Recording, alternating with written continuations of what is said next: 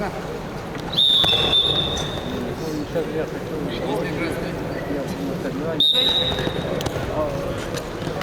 У вас нет?